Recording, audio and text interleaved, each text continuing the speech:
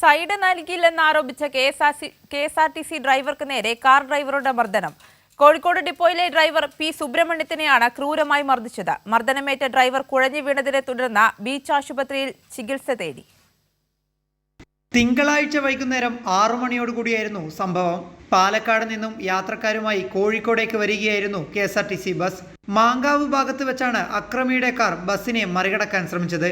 എന്നാൽ റോഡിൽ തിരക്കായതിനാൽ ബസ്സിന് സൈഡ് കൊടുക്കാൻ സാധിച്ചിരുന്നില്ല.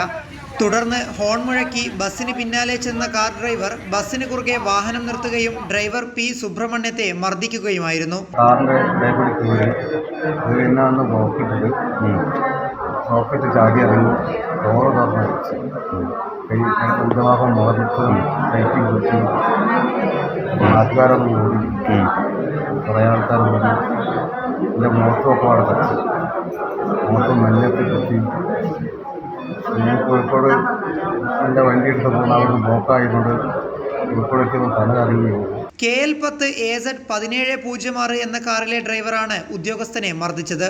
മർദ്ദനമേറ്റ കെ.എസ്.ആർ.ടി.സി ഡ്രൈവർ സ്റ്റാൻഡിലെത്തിയ ഉടൻ കുഴഞ്ഞു വീണതിനെ തുടർന്ന് ജനറൽ ആശുപത്രിയിലേക്ക് മാറ്റി. കൈരളി ന്യൂസ്, കോഴിക്കോട്.